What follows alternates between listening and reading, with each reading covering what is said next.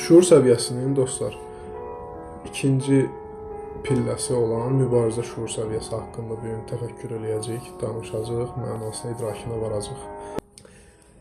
Biz bildik ki, birinci şuur səviyyəsi qurban şuur səviyyəsidir və qurban şuur səviyyəsində olan insanın sahib olduğu xarakterik xüsusiyyətləri biz anladıq, bildik. Bir daha xatırlama kimi bir neçə cümlə ilə mövzun üzərinə qayıtsaq, biz anlayacağıq ki, qurban şuur səviyyəsində olan insan sadəcə olaraq bioloji yaşın müəyyən bir orta və yaxud da ki, daha yüksək səviyyədə olmasından asılı olmayaraq mənəvi yaşı aşağı olan bir şəxsin dünya illüziyası ilə sintezdə yerə yıxılan bir uşağa bənzəməsi ilə biz onu bənzətmişdik və o yerdən qalxma potensialının özündə olmadığını özü üçün təfəkkür edirdi, elə bilirdi ki, o yerdən dura bilməz. Buna görə də ətrafında olan digər insanları günahlandırırdı və özünü qurban pozisiyasında görürdü.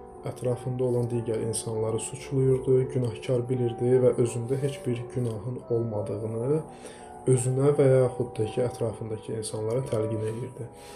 Amma mübarizə şuur səviyyəsində olan insan isə həmin o qurban şuur səviyyəsindən artıq çıxaraq bir pillə yuxarı yüksələn insanlara deyilir. Mübarizə şuur səviyyəsində olan insan ayağa qalxmış şəkildə, hansı ki, digər insanlar kimi bu həyat adlı simulyasiyada illüziyanın dalınca qaçaraq onu əldə etməyə çalışan insanlara və yaxud da ki, bir-biri ilə müqayisədə olan insanlara deyilir. Onlar daimi şəkildə mübarizə aparırlar, çünki onların nəzərində bu həyat bir mübarizə meydanıdır. Bu həyat kim nə qədər çox qoparda bildi bu həyatdan, kim nə qədər çox dada bildi, kim nə qədər çox belə deyək, sahib ola bildi kimi bir düşüncə tərzinə, bir təfəkkürə sahib olan insanlara deyilir. Və mübarizə şuur səviyyəsində olan insanlar bir çox həyat adlı simulyasiyada olan hadisələrdə özünü fərqli surətlərdə, fərqli cürdə təqdim edirlər. Bu insanlar bir yarış meydançası adlandırdığına görə bu həyatı daimi şəkildə öz ətrafında özü kimi qaçan insanlarla başlayır özünü müqayisə eləməyə. Onlar nəyə sahibdilər, nəyi əldə ediblər və bunlar da həmin şəxsin özü də, həmin o bioloji yaşı çox olan, mənəvi yaşı az olan, qaçmaqda olan bu uşağın onun kimi digər oyuncaqlara sahib olma istəyindən doğan bir qaçışı o irəli sürür və əldə etməyə çalışır, daim yığmağa çalışır. Çünki o qıt təfəkkürdədir, o qıtlıq bilincindədir. Daimi şəkildə əldə etmək istəyir. Misal üçün, bugün müəyyən bir məbləğdə bir işi öz arzusunda canlandırır ki, mən tutaq ki, 1000 manatlıq bir işdə işləyərək özümü xoşbəxt sana biləcəm təfəkküründə olur və başlayır ki, həmin o işin bir növ arzusunda olmağa. Elə bilir ki, o bu maaşı əldə eləyəndə o xoşbəxt olacaq, o bütövləşəcək, o emosional olaraq tamamlanacaq. Amma gəlir həmin o işə sahib olur, həmin o təfəkküründə tutduğu əmək haqqını alır, amma görür ki, bu əmək haqqı onu xoşbəxt eləmədi. Görür ki, ondan daha yüksək əmək haqqıya sahib insanlar onun ətrafında var. Onlara baxır, onlarla bir müqayisədə özünü tapır və başlayır illüzioner bir pilləkəndə ikinci pilləyə adlamağa çalışmağa. Misal üçün, 2000 manatlıq bir işi arzulayır və 2000 manatlıq iş üçün mübarizə aparır. Necə mübarizə aparır? Müəyyən bir biliklər əldə eləyir, müəyyən bir sertifikatlar əldə eləyir və yaxud da ki, müəyyən bir mühitdə o fəaliyyət göstərirsə, o zaman o həmin mühitin daxilində olan insanlarla mübarizə aparır ki, orada bir vəzifə yüksəlişinə sahib olsun. Elə bilir ki, həmin o vəzifədə yüksəlişində o özünü xoşbəxt sanacaq və gəlir həmin o vəzifədə müəyyən bir ildən sonra əyləşir və əyləşəndən sonra görür ki, xoşbəxtlik sən demə bunda da deyilmiş. Apardığı mübarizə ona bu xoşbəxtliyi vermədi. Dünya illüziyasına sarılmağı və yaxud da ki, dünya illüziyasına çatmağı onu xoşbəxt etmədi. Bu sadəcə olaraq bir illüzioner sintezə biz baxdıq və o bir uğur əldə edir.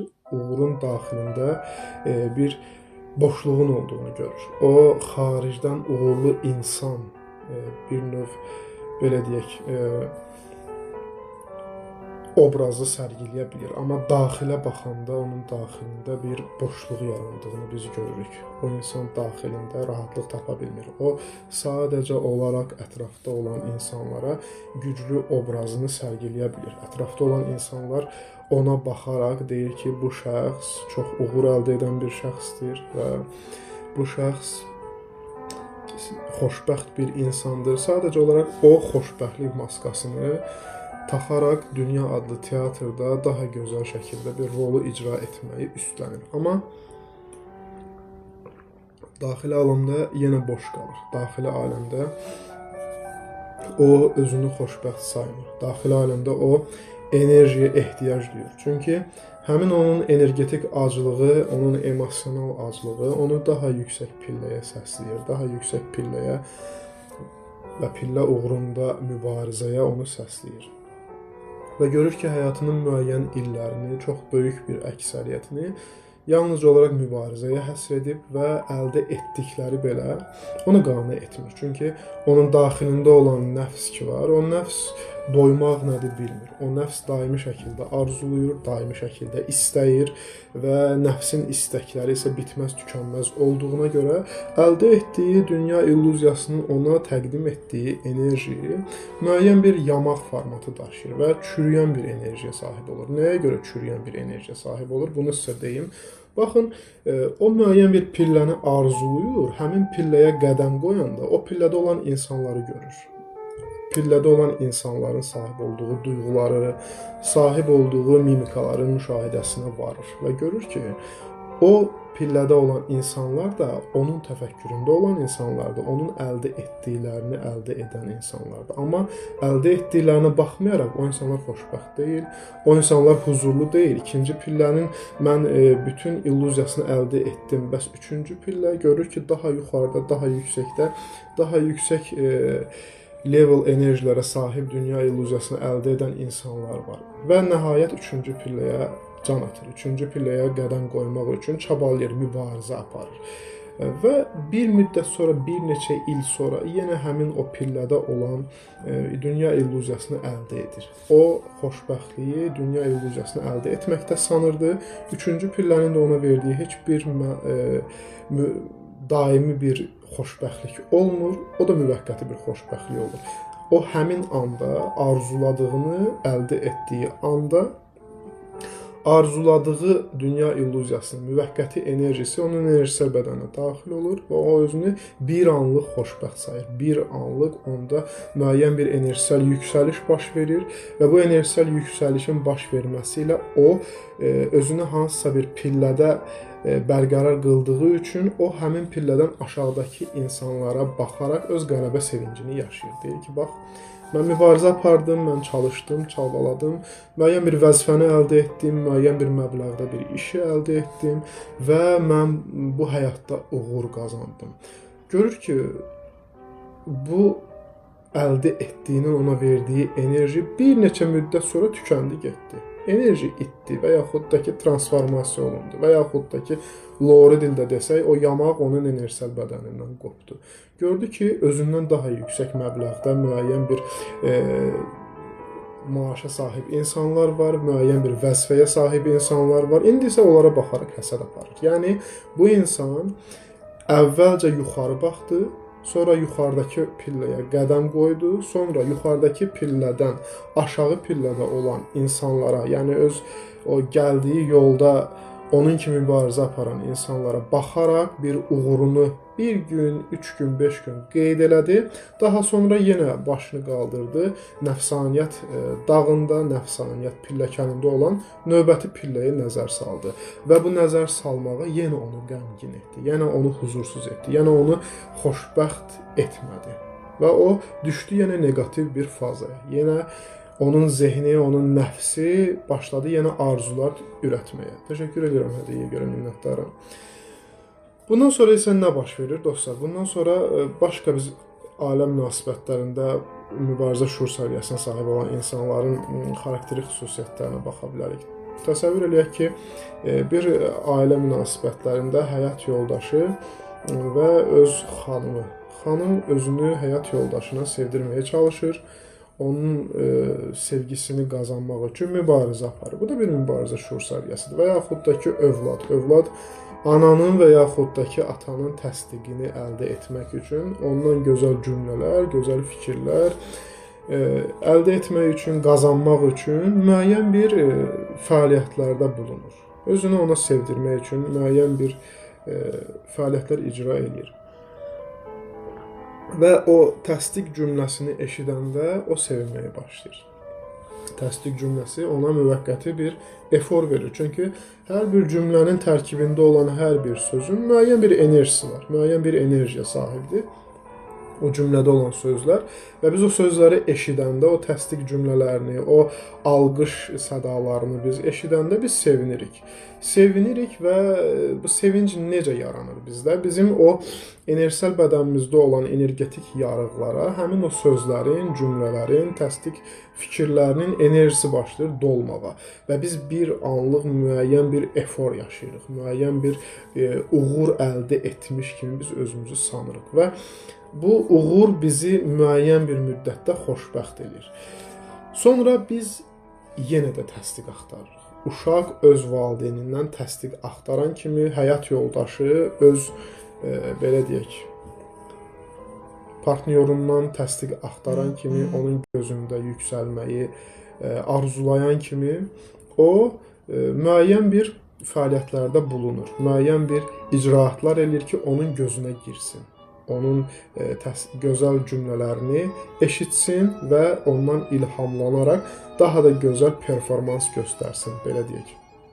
Və burada necə bir hal yaranır? Burada belə bir hal yaranır ki, asılı münasibətlər yaranır. Yəni, hal-hazırda əgər sizin həyat yoldaşınız sizə yaxşı davranmırsa və yaxud da ki, sizə xəyanət edirsə və yaxud da ki, siz ondan, sizin xoşbəxtliyinizin ondan asılı olduğunu siz sanırsınızsa, o zaman siz asılı münasibətdəsiz, sizin şuur səviyyənizdə mübarizə, yəni sübut şuur səviyyəsinə denk gəlir. Yəni siz bu şuur səviyyəsində olduğunuza görə daimi şəkildə təsdiq axtarırsınız, daimi şəkildə gözəl bir cümlələrin axtarışında olursunuz. Və bu münasibətlər sizdə energetik tükənmə yaradır. Siz bezirsiniz, siz özünüzü energetik olaraq yorduğunuza görə sizdə bir bezmə halı öz əksini tapır. Nəyə görə bezirsiniz? Çünki siz özünüzü həyat yoldaşınıza təsdiq elətdirmək üçün, onun gözəl sözlərini eşitmək üçün və yaxud da ki, onun sizinlə gözəl rəftarını arzulamaq üçün siz müəyyən bir fəaliyyətlərdə bulunursunuz, amma həmin təsdiq cümlələri gəlmir. Həmin gözəl rəftar o şəxs tərəfindən sizə olunmur. Burada nə baş verir? Burada daha çox çabanın sunulması baş verir. Siz daha da yeyin şəkildə qaçırsınız, daha da çox mübarizə aparırsınız, daha da çox təsdiq axtarırsınız, daha da çox gözəl cümlə dalınca qaçırsınız və yəni o həyat meydanında, yəni o mübarizə meydanı deyək buna doğru dildə, o mübarizə meydanında qaçanlardan daha sürətli qaçmağa çalışırsınız. Elə bilirsiniz ki, mən öz partnyoruma çox gözəl davransam, ona fədakarlıq eləsəm, onun qulluğunda daha yaxşı dursam, özümü ona daha gözəl şəkildə təqdim eləsəm, yəni bu bütün sosial maskalardır. Mən bu maskalarla özümü onu təqdim etsəm, o mənə daha çox bağlanacaq, o məni daha çox sevəcək, bizim münasibətlərimiz daha gözəl olacaq, onun gözü ətrafdan yığışacaq, o insan mənə xəyanət etməyəcək, o insan mənə bağlı qalacaq. Təbii ki, bu yenə də qeyd edirəm ki, mübarizə şuur səviyyəsində olan bir insanın təfəkkürüdür, mübarizə şuur səviyyəsində olan bir insanın partnyoru ilə rəftarıdır. Burada nə baş verir? Təşəkkür edirəm Şəlalə xanım hədiyyəyə görə, minnətdaram. Burada nə baş verir? Burada o baş verir ki, bir disbalans yaranır. Kainat həyat simulyasiyasının qanunlarını biz idrak eləsək, bilsək, biz anlayarıq ki, burada baş verən disbalansdan dolayı o deməkdir ki, siz nə qədər bu həyatda mübarizə aparsaz, siz bu həyatda nə qədər özünüzü özünüzü təsdiq etməyə çalışsaz, əks tərəfə, partnyora nə qədər özünüzü göstərməyə çalışsaz, o qədər həmin şəxs tərəfindən görünməz olacaqsınız. O qədər xəyanətə uğrayacaqsınız, o qədər dəyərsizlik sindromuna düşərək bir həyat yaşayacaqsınız. Bu qədər sadə. Nəyə görə bunu yaşayacaqsınız? İndi gəlin bunu anlayaq. Burada necə bir hal yaşanır? Burada belə bir hal yaşanır ki, sevgini biz 100% təsəvvür edək və siz burada 70 və yaxud 80% sevgi verən tərəf olursunuz. Özünü fəda edən tərəf olursunuz. Burada o balans yaranır ki, 100-dən çıxırıq 80-i, yerdə qalır 20. Yəni əks cinsin sizə rəftarı, əks cinsin sizə münasibəti, sizə olan sevgisi necə olacaq? O 20% nisbətində olacaq. Yəni siz ona 5 dəfə can deyirsinizsə, o sizə 1 dəfə can deyəcək. Və yaxud ümumiyyətlə onu da deməyəcək. Niyə görə bu baş verdi? Çünki siz balansı pozdunuz. Münasibətlərdə balansı qorumaq, münasibəti qorumağa bərabərdir. Yəni özünüzdən keçəcək dərəcədə heç kimi və yaxud da ki, heç nəyi siz sevməməlisiniz. Təşəkkür edirəm hədiyyəyə görə, minnətdaram sizə. Ona görə də dostlar, bu həyatda heç bir dünya illüziyası adlanan partnyordan, rəfiqədən, dostdan, yoldaşdan, anadan, atadan heç kimdən şikayət etməyə dəyməz. Çünki onlar sadəcə olaraq bizim özümüzlə daxili dünyamızda rəftarımızı bizə göstərən insanlardır. Biz onlardan şikayət edərək, biz onları günahlandıraraq və yaxud da ki, biz onların sevgisini, təsdiqini əldə etmək üçün bir çaba irəli sürərək, yəni birinci və ikinci şuur səviyyəsindən irəli sürülən bir addımlar ataraq biz onları qazana bilməyəcəyik. Təəssüf ki, bu dünya illüziyasının acı həqiqətlərindən biridir. Bizim qazancımız yalnızca və yalnızca ondan ibarət olacaq ki, biz o insanları itirəcəyik. Yanımızda olacaqlar, amma bizə aid olmayacaqlar. Yanımızda olacaqlar, amma bizi yox sayacaqlar. Yəni, o energetik olaraq bizi qidalandırmayacaq. Biz öz enerjimizi həmin şəxslərə sərf edib tükənmiş pozisiyada özümüzü bərqərar qılacaq və bezəcəyik bu haldan. Bezəcəyik və şikayətlənəcəyik və özümüzü o ikinci şuur səviyyəsindən düşürdəcəyik birinci şuur səviyyəsinə. Yəni, bu qurban şuur səviyyəsi və mübarizə şuur səviyyəsi arasında bir keçid var. Mübarizə şuur səviyyəsində çox qaçan insan yıxılır. Biz bunu anlayırıq. Çünki o öz ayağının altını görə bilməz. Nəyə görə? Balaca bir uşağı düşünün. O təzə gəzməyi öyrənib. Təzə iməkləyirdi o yerdə, ayağa qalxdı və gəzməyə başladı. İndi isə o uşaq qaçır. Qaçanda nə baş verir? Qaçanda o baş verir ki, həmin uşaq yıxılır. Yıxılmaq nədir? Həyat adlı simulyasiyada pilləkənin, şuur səviyyəsinin 7 pilləkəninin ikinci pilləsindən birinci pilləsinə düşmək deməkdir. Bu qədər sadə. Düşür o insan qurban şuur səviyyəsinə və qurban şuur səviyyəsində başlayır nə etməyə? Öz ətrafında olan, özünü təsdiq etməyə çalışdığı insanlardan şikayət etməyə. Başlayır günahlandırmağa. Mən sənə yaxşı davrandım, amma sən mənə xəyanət elədin. Mən sənə yaxşı davrandım, amma sən mənə dəyərsizlik göstərdin, mənə dəyər vermədin. Mən sənə can dedim, səni sevirəm dedim, sən mənə qaytarmadın. Və o özünü artıq bu pozisiyada salaraq birinci səviyyə düşür şikayət moduna. Şikayət modu isə bizə nəyi göstərir? Əgər sən bu həyatda nədən şikayət edirsənsə, sən bir şikayət vibe yayırsan, şikayət vibe yaydığına görə nə baş verir? Şikayət edəcəyin həyat hadisələrini sən öz həyatıva toxuyursan, öz həyatıva düzürsən. Özün şikayətinlə şikayət olunacaq bir gələcəyi öz həyatıva çəkirsən. Bu qədər sadə.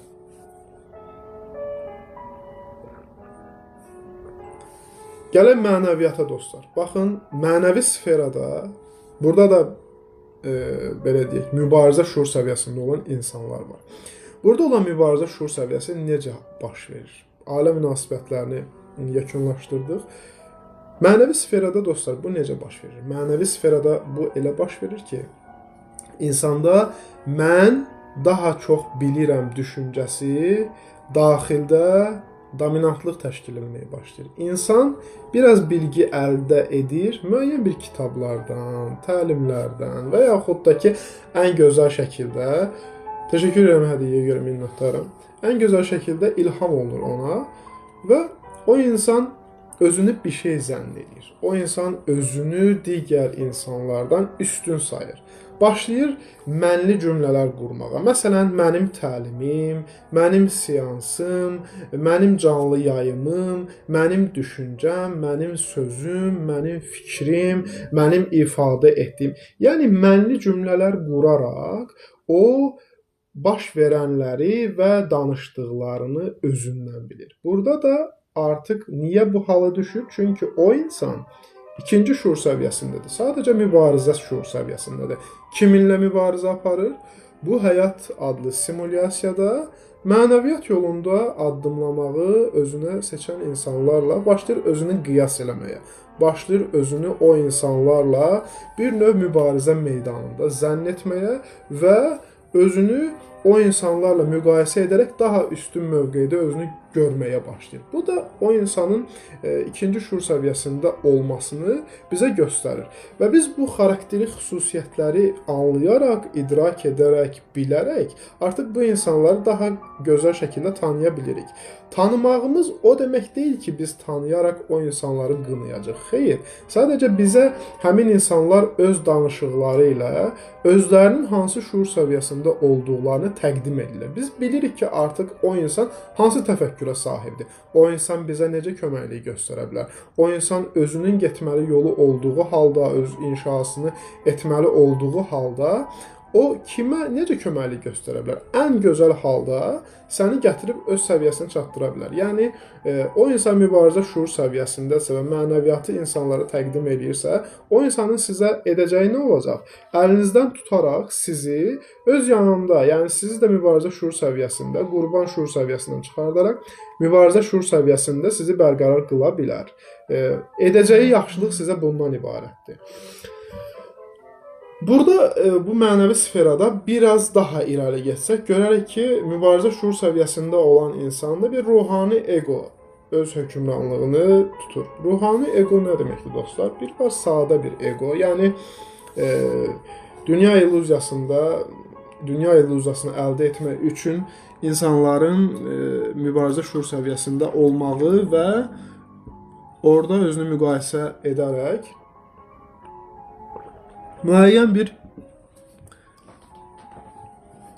digər insanların illüzioner kimliyi ilə özlərini müqayisədə özünü görməsi. Ruhani ego isə başqa bir şeydir. Ruhani ego bir növ sadə egonun biraz transformasiya olunmuş Pro və yaxud Pro Max versiyasıdır. Yəni bu telefon markaları ilə sintez edirəm ki, daha yaxşı anlayaq. Buna super ego da deyə bilərik. Burada nə baş verir?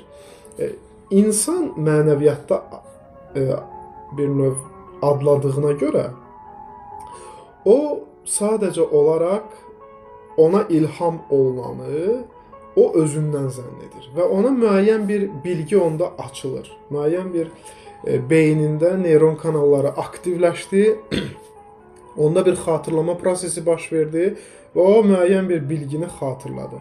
Xatırladığı bilgi ona burada bir ruhani ego donu geyindirirsə, o insan özünü digər insanlardan üstün sayaraq, hansı babdan üstün sayır? Yəni, mən bilikliyəm, sən biliksizsən. Məndə bu var, səndə bu yoxdur aspektindən bir çıxış edərək digər insanlara yuxarıdan aşağı baxır. Bu ruhani egodur. Mən ağıllıyam, sən ağılsızsan. Mən bilirəm, sən bilmirsən kimi bir baxış sərgiləmək.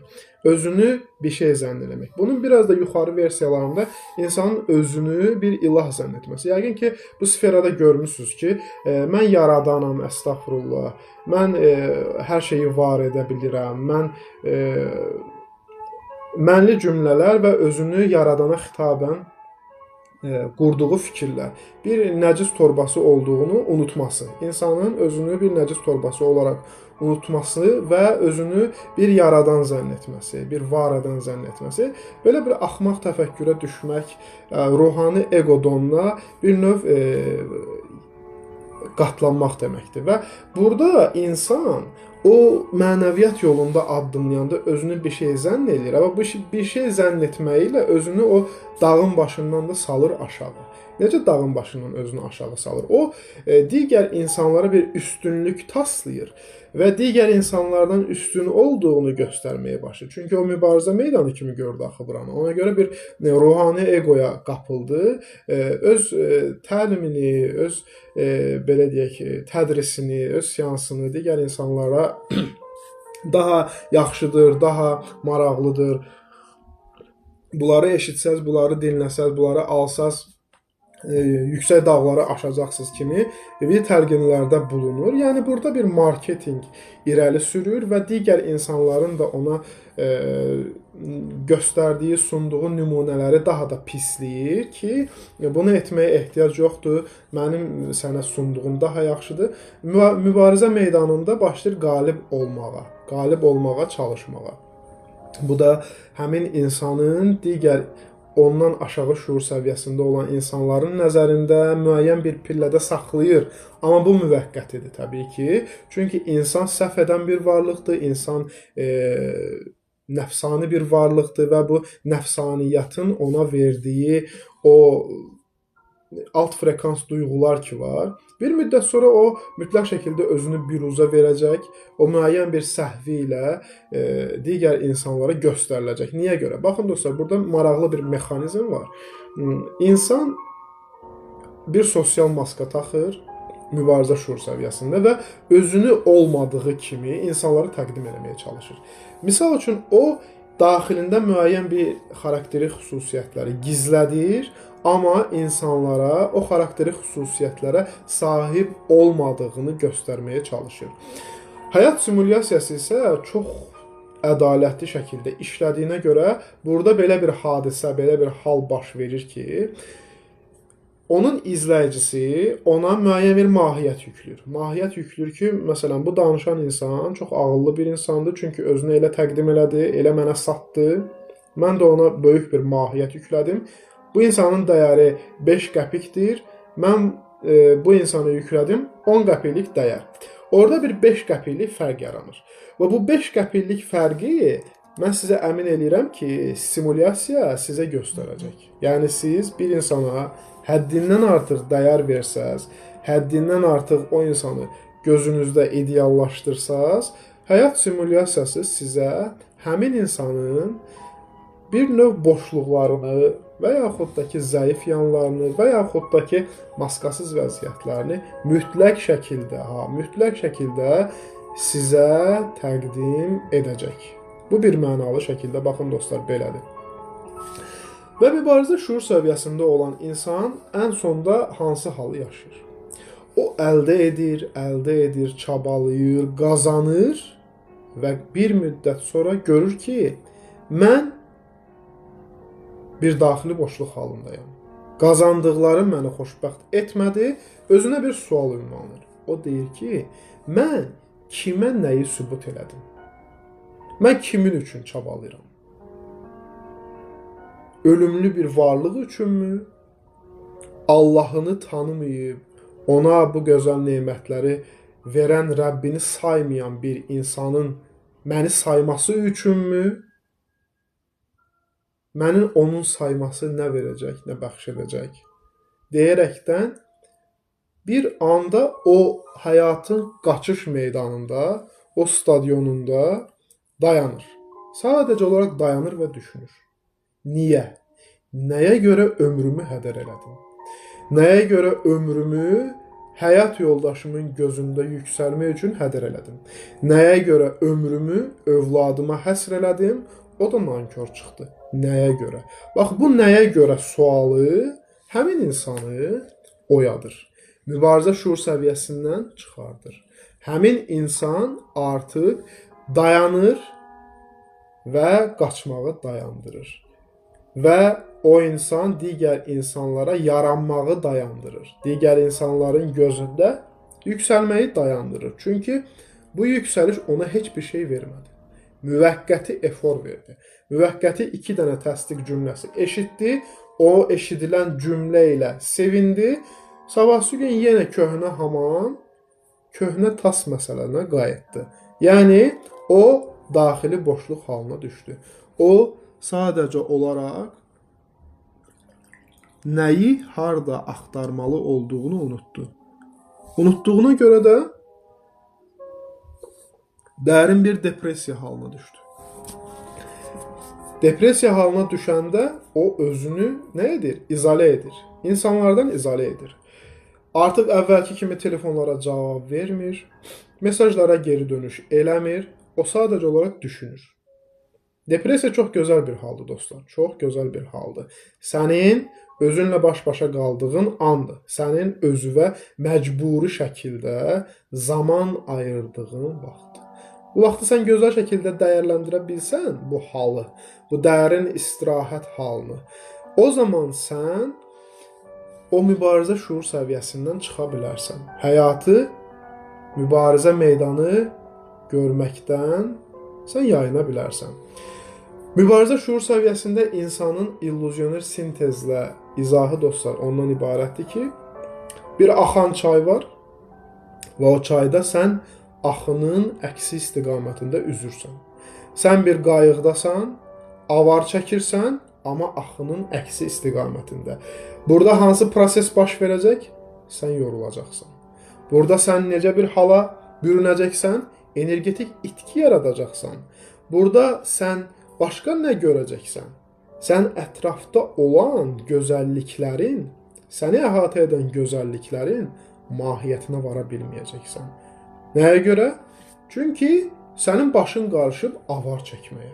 Sənin başın qarışıb axının əksi istiqamətində üzməyə. Sən əgər başını suya salaraq sən üzürsənsə, çabalayırsansa, harasa varmağa, çatmağa çalışırsansa, sən necə görə bilərsən o çayın ətrafında olan yaşıllığı? Sən necə görə bilərsən o çayın ətrafında olan yaşıl meşəni, heyvanları, gülləri, çiçəkləri və yaxud da ki, günəşin gözəl doğuşunu, səmanın maviliyini, sən bunu görə bilməyəcəksən. Çünki sənin başın qarışdı qaçışa, üzməyə, avar çəkməyə. Və bir gün yoruldun. O qədər avar çəkdin ki, qət etdiyin məsafə də elə də böyük bir məsafə deyil. 20 il, 30 il avar çəkdin, amma 3 metr, 5 metr irəli, yəni illüzyoner sintezlə deyirik bunu irəli. Əksinə isə geri sən addım attın. Və yoruldun, bezdin, büküldün və oturdun sən o qayğın içərisində. Özünü, əgər sən üzürdünsə, axına buraxdın. Axına buraxanda gördün ki, axın məni zatən getməli olduğum yerə aparır. Və axına mən özümü təslim eləyəndə, mən boğulmuram çayda. Axına özümü təslim eləyəndə mən yorulmuram çayda. Üzməyimə də ehtiyac qalmır. Sadəcə məndən tələb olunan odur ki, mən avar çəkdiyim salın içində, qayığın içində, qayığın o avarlarını da içinə yığaraq, sadəcə uzanım, oturum, ətrafı, gözəlliyi, mənə bəxş edilənləri, o salın içində mənə təqdim olunanları görüm, istifadə edim və həzz alım həyatın gözəlliklərindən. Həyat mübarizə meydanı deyil. Həyat müqayisə meydanı da deyil. Həyat kiməsə özünü sübut etmək meydanı deyil. Həyat sadəcə olaraq sənin öz həqiqi kimliyini xatırlama meydanıdır və sənə bəxş edilən gözəlliklərdən istifadə etməyindir. Başqa bir illüzyoner sintezi desək dostlar, biz ən əziz bir şəxsin, ən əziz bir yaxınımızın evinə qonaq getmişik və qonaq getdiyimiz bu evdə hardasa bir uzun müddət biz orada qonaq qalacaq. O şəxs də bizi o qədər çox sevir ki, bizim üçün gözəl nemətlər hazırlayıb, yeməklər hazırlayıb, yatmağımız, qalmağımız üçün gözəl bir otaq hazırlayıb, bizim istirahət eləməyimiz üçün və yaxud da ki, bizim orada düzənimizin pozulmamağı üçün bir şərait yaradıb. Biz də gəldik o şəxsin evinə, o kəsin evinə qonaq. İndi biz burada necə bir davranış sərgiləyəcəyik? Yemək üçün narahat olacağıq? Yox. Çünki qonaq çağırılmışıq. Qonaq çağırıldığımız bir yerdə bizə səhər yeməyi, günorta yeməyi, axşam yeməyi, istəsək daha çox yeməyə həvəsli olsaq, günün başqa zamanlarında da bizə yeməyə təqdim olunacaq. Təşəkkür edirəm hədiyyəyə görə, minnətdaram. Biz isə bu dünya həyatında həqiqətin süfrəsindən yemək oğurlayırıq. Elə bilirik ki, qaydanda yeməyi özümüzlə aparacaq. Sizə təqdim olunan yeməyi yesəz, zaten doyacaqsınız. Artığı nəyinizə lazım? Heç bir şeyə lazım deyil. Artıq həmişə baş bəlası olur. İnanın mənə. Sizə bugün ac olduğunuz vaxtı təqdim olunan yeməyi yesəz, doysaz, ondan sonra sizə nə verilsə belə, siz onu yemək istəməyəcəksiniz. Nəyə görə? Çünki mədəvizin müəyyən bir tutumu var. O tutum doldu və mənim aclığım yekunlaşdı. Mənim emosional aclığım da, mənim enerjisel, bədənsel aclığım da bitdi. Bir də mən axşam acıyacam. Axşam zaten mənə yemək veriləcək. Mən buna görə niyə narahat olum? İndi biz getdiyimiz bu həqiqət süfrəsindən başlayırıq yemək oğurlamağa. Orada bir disbalans yaradırıq, evi dağıdırıq. Elə bilirik ki, qonaq getdiyimiz evdə özbaşınalıq eləyə bilərik. Evdə bir düzənsizlik yaradırıq. Evin sahibi özümüzmüş kimi davranırıq. Evdə olan o yatağın, o bizim rahatlığımıza xidmət göstərəcək illüzyoner sintezdə desək, əşyaların sahibi kimi özümüzü aparırıq. Kirayəçisi kimi özümüzü aparmırıq. Biz elə bilirik ki, biz sahibik. Və axı o evin bir sahibi var. O evdə bir düzən var. Və sən nə qədər o evdə düzənsizlik yarada bilərsən? Mütləq şəkildə sənə bir dərs veriləcək ki, ağıllı ol. Və bunu ilahi sistem, Allah Subhanahu və Teala'nın dizayn etdiyi bu ədalətli sistem səni mütləq şəkildə başa salacaq ki, bura oğurlamaq üçün gəlməmisən. Bura sadəcə xatırlamaq üçün və xatırladığın müddətdə də sənə hər şey veriləcək. Oğurlamağa ehtiyac yoxdur. Kəfənin cibi yoxdur. Bunu sadəcə olaraq ölü insanın bastırılmasını görə bilirik. O insan bu həyatdan heç nə apara bilmədi. Biz qonaq getdiyimiz evdən heç nə oğurlayıb apara bilməyəcək. Bu dünya həyatından biz heç nə apara bilməyəcək. Uşağı aparsız parka. O parkda bir atraksiyona minir, atraksiyonda oynayır, müəyyən bir orada bir həzz yaşayır. Evə qaydanda atraksiyonu özü ilə aparmır. Ona bu verilmir.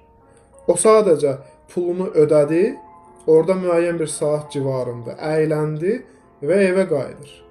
Oradan o heç bir şeyi evə aparmır. Bunu insan idrak eləsə, insan bu aspektdən dünyaya baxsa və dünyaya bu aspektdən yaxınlaşsa, o insan sadəcə olaraq həmin anda, həmin o atraksiyonda oynadığı anda o həzzin içində var olar. Nə həzdən əvvəli, nə də o həzdən sonranı təxəyyülündə quraraq o atraksiyonda oynadığı anda o xoşbəxtliyi unutmaz. Xoşbəxtliyi unutmağı onun anda olmamağı deməkdir.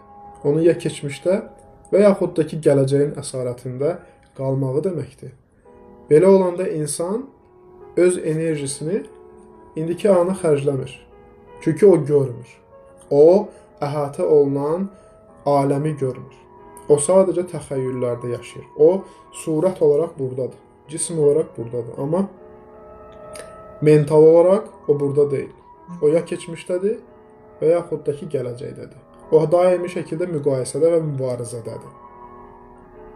Bu təfəkkürdən çıxmaq üçün sadəcə olaraq hal-hazırda sahib olduğumuz özümüzə, illüzyoner özümüzə 360 dərəcə bucaq ətrafından baxmalıyıq. Yəni, biz özümüzü bir mərkəzdə qoymalıyıq və öz ətrafımızda dövrə vurmalıyıq ki, mən hal-hazırda hansı təfəkkürə sahibəm, dünyaya necə yanaşıram, dünyaya necə baxıram, dünya mənə necə təqdim olunub, amma mən onu necə görürəm, necə qavrayıram. İnsan bunu idrak eləyəndə və qavradığı aspekti mütləq həqiqət hesab etmədikdə, sadəcə olaraq o nisbinin bir parçası hesab etdikdə, o zaman bu insan nə edəcək? O baxışını dəyişəcək. O hadisəyə, insanlara, proseslərə, dünyaya baxışını dəyişəcək və görəcək ki, mən neçə illərdir səhv istiqamətdə dayanıb, insanları günahlandırmışam, insanlarda günah axtarmışam, özümü süddən çıxmış ağ qaşıq hesab etmişəm kimi bir baxış sərgiləyərək hal-hazırda yaşadığı həyatın günahını, yaşadığı həyatın sıxıntısını digər insanların çiyinlərinə yükləməyə çalışacaq. Bunu edəndə də təbii ki, nə baş verəcək? Şikayət etdiyi həyat hadisələrini öz həyatına cəlb eləyəcək. Bu da dostlar, bugünkü mövzumuzdur. Ümid edirəm ki, mövzunun sizə müəyyən dərəcədə köməyi dəydi. Ümid edirəm ki,